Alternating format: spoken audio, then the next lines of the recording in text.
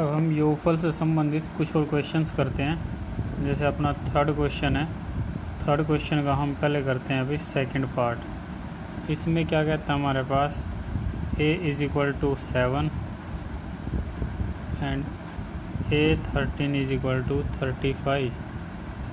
तो कहता है आपने क्या क्या निकालना है यहाँ पर भाई, d, और दूसरा क्या निकालना है 13 पदों का योगफल। अब देखो, जब भी पदों का योगफल ज्ञात करना होगा तो अपने पास क्या होना चाहिए, पदों की संख्या, वो आगे ही 13 है। दूसरा क्या होना चाहिए, प्रथम पद, और तीसरा क्या होना चाहिए अभी, सारवंतर। तो सारवंतर ये पूछते ही हमारे पास भी सारवंतर ज्ञात करो। क्या दिया यहाँ पे, प्रथम पद दिया और 13वां पद दिया है।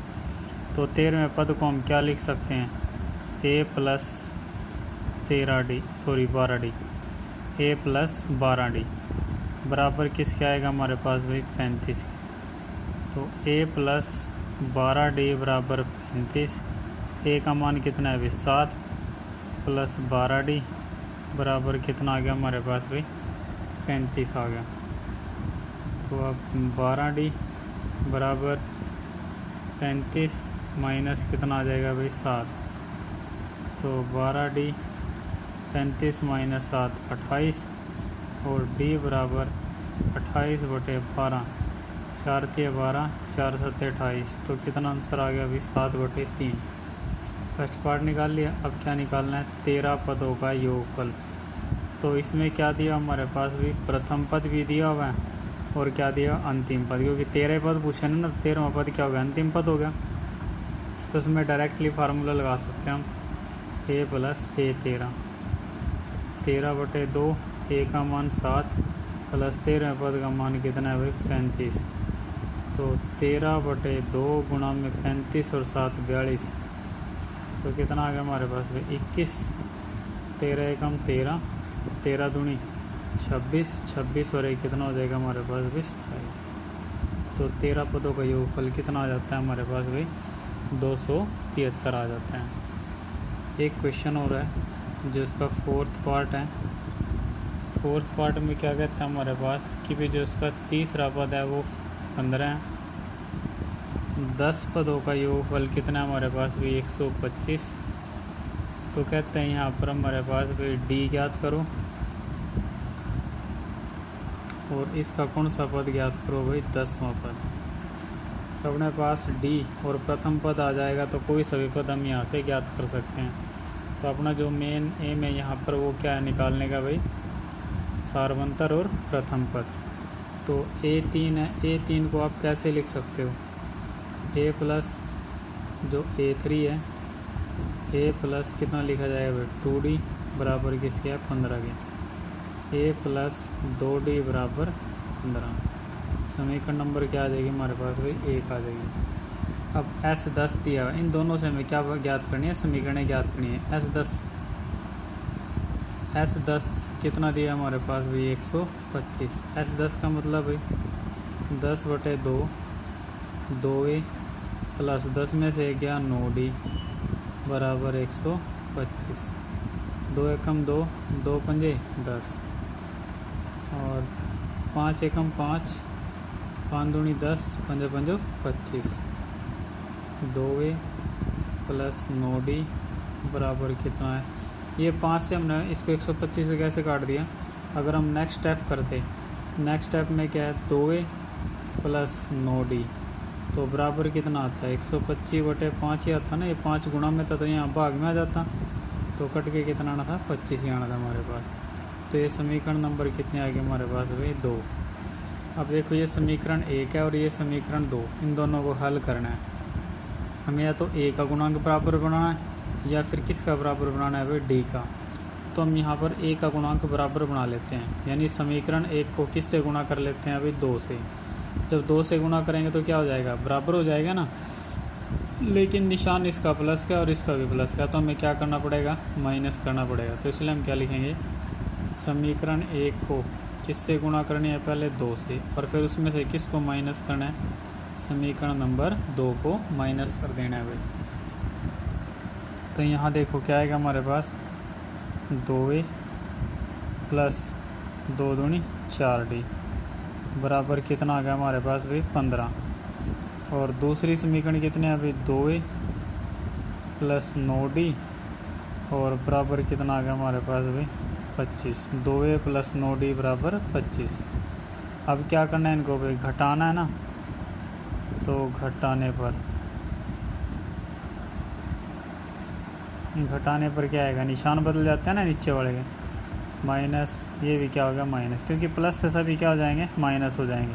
अगर माइनस होता तो क्या हो जाता भाई plus, 2A plus 2A minus cancel हो गया, माइनस का 9 है प्लस का 4 तो माइनस का 5D, माइनस 25 प्लस का 15 माइनस 10 आ गया, माइनस माइनस प्लस, तो D बराबर 10/5, 5 एकम 5, 5 दूनी 10, तो D का मान कितना आ गया हमारे पास भाई 2 आ गया। अब D का मान कहाँ रखने पर, D का मान किस में रखने पर भाई, समीकरण 1 में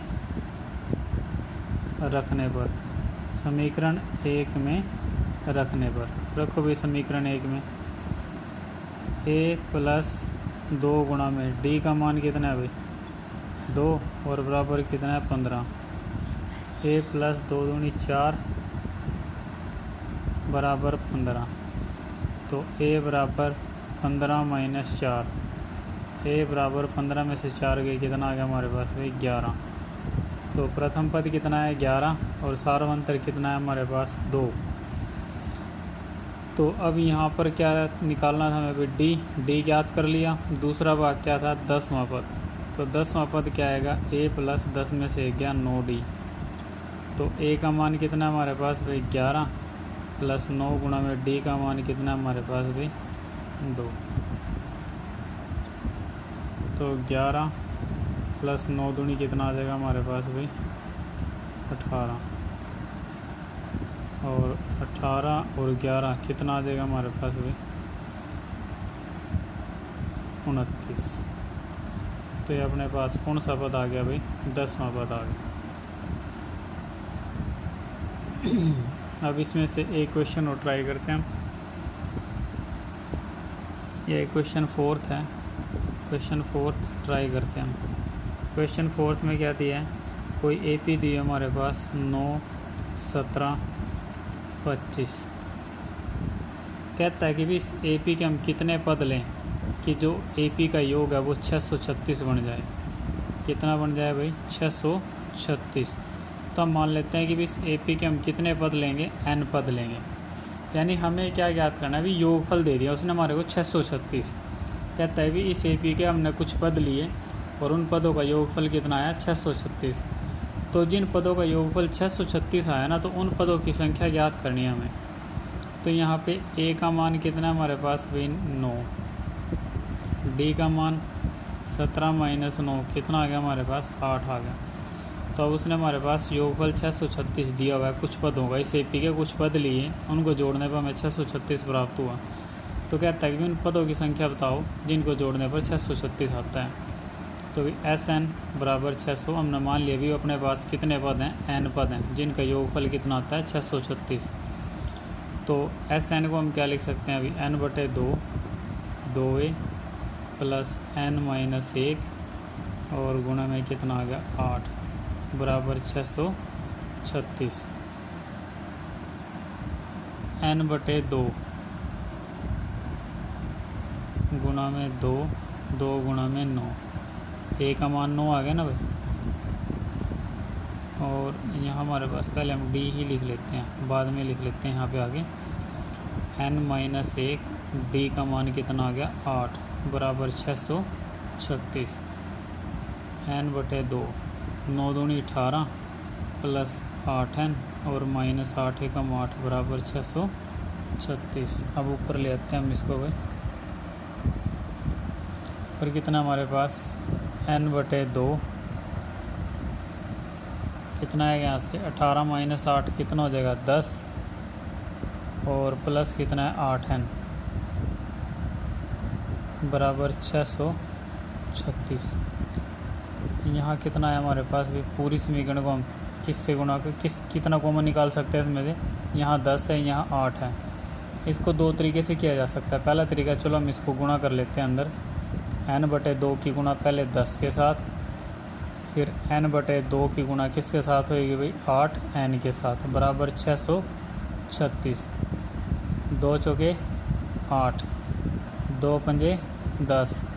तो यहाँ कितना है हमारे पास भी 5n और प्लस 4 गुणा में n गुणा n क्या हो जाएगा, n की शक्ति 2, 636।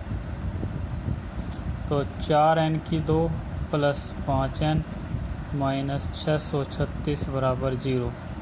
तो एक द्विघात समीकरण बन गई। द्विघात समीकरण के हमें क्या ज्ञात करना है, यहाँ पर मूल। तो उसके लिए पहले की और तीसरे की क्या करते हैं, हम गुणा करते हैं ना। तो ये माइनस आएगा हमारे पास 2544n स्क्वेयर। तो गुणा यहाँ किस में आई है, माइनस में आई है ना। तो जब गुणा माइनस में आती है तो बीच वाला जो पद होता है उसके क्या करने होते हैं हमें, गुणनखंड। और गुणा जब माइनस में आती है तो गुणनखंड कहाँ मिलेंगे, इससे ऊपर जाके मिलेंगे हमें। तो ये 25 आ रहा है, इसके गुणनखंड हम कैसे बनाएंगे, देखो अपने पास अंतर कितना आना चाहिए, प्लस का 5 आना चाहिए। अब ये 25 है ना, 25 किससे लगभग मिलेगा हमें, 50 यानी 5 5 25। तो एक टुकड़ा हम ले लेते हैं 55, दूसरा ले लेते हैं माइनस का 50। अब देखो यहाँ 0 आ गया, 0 के 5 की गुणा करोगे कितना आएगा, 0 5 0। लेकिन आखिरी अंक अपने पास कितना रहा, 4। तो गुणा तो बनेगी नहीं। इनका अंतर लेते हैं तो प्लस का 5 आ जाता है, लेकिन गुणा नहीं आती। हमने इसको क्या कर लिया भाई, 54 और यहाँ माइनस का 49। दोनों साइड क्या आएंगी, घटती हुई आएंगी इसकी। 9 चौके 36, आखिरी अंक 4 आना चाहिए। फिर उसके बाद आता है 53 माइनस का 48, 8 3 24। तो 53 की और माइनस 48 की गुणा करोगे आप, कितना आता है, माइनस का 2544। तो भाई 4n की 2 प्लस 53n और माइनस 48n माइनस 636 बराबर कितना आ गया भाई, 0। यहाँ से n कॉमन लेंगे तो 4n प्लस क्या आएगा, 53 और माइनस इसमें से कितना कॉमन आएगा, 12। अंदर कितना बच जाएगा, 12 चौके 48। क्योंकि ये इससे समझ आना चाहिए अंदर कितना आना चाहिए, 4। तो जब 4 आएगा, 4 से भाग देंगे तो कितना बचेगा, 12। तो इसका मतलब हमने यहाँ से कितना कॉमन निकालना है भाई, 12। तो 12 कॉमन निकाल लेंगे, कितना आ गया, 4n। और यहाँ माइनस भी कॉमन, देखो यहाँ भी माइनस था, यहाँ भी माइनस, तो माइनस 12 आ गया। अंदर के निशान पलट जाएंगे, क्या हो जाएगा, प्लस 53 बराबर किसके आ गया, 0 के। 4n प्लस 53, 4n प्लस 53, दोनों जगह गुणनखंड बराबर आना चाहिए हमारे पास। और यहाँ बच गया n माइनस 12 बराबर 0। तो 4n प्लस 53 बराबर 0 और n माइनस 12 बराबर 0। तो ये हो जाएगा हमारे पास n बराबर माइनस 53/4। ये संभव ही नहीं है, क्योंकि संख्या कभी भी माइनस और क्या हमारे पास भिन्न के रूप में नहीं आ सकती, वो एक आएगी पूर्ण संख्या आएगी। और n बराबर कितना आ गया, 12। तो अपने पास भाई कितने पद लेने हमने, 12, ताकि अपना जो योगफल है वो कितना आ सके, 636 आ सके। तो आपको इसके 1 से लेकर 5 तक क्वेश्चन ट्राई करने हैं।